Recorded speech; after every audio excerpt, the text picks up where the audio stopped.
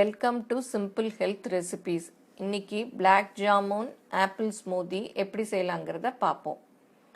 இதுக்கு தேவையான பொருட்கள்: நவப்பழம் 10, ஆப்பிள் 1, எலுமிச்சம்பழம் பாதி, கொழுப்பு நீக்கப்பட்ட தயிர் 1/4 கப்.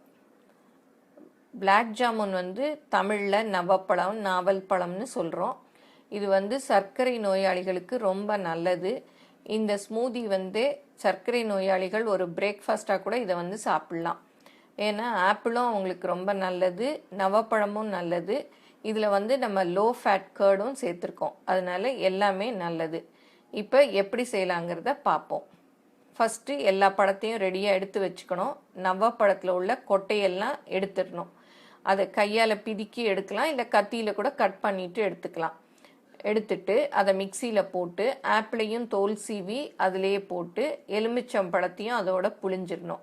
புழிஞ்சு மிக்சியில் அரைச்சிட்டு அதோட லோ ஃபேட் தயிர் சொல்லியிருக்கோம் இல்லையா, அதையும் ஊற்றி நல்லா அரைச்சிடணும். அரைச்சா ஸ்மூத்தி ரெடி. இது சீனி வேணும்னு நினைக்கிறவங்க சீனி போட்டுக்கலாம். சீனி இல்லாமையே இது நல்ல டேஸ்ட்டாக இருக்கும். இந்த நவப்பழத்தோட இனிப்பு இந்த ஸ்மூதிக்கு கூடுதல் சுவையை கொடுக்கும். இந்த ரெசிபி பிடிச்சிருந்தால் லைக் பண்ணுங்கள். மேலும் இது போன்ற பல புதிய ரெசிபிக்கு எங்கள் சேனலை சப்ஸ்கிரைப் பண்ணுங்கள். தேங்க்யூ.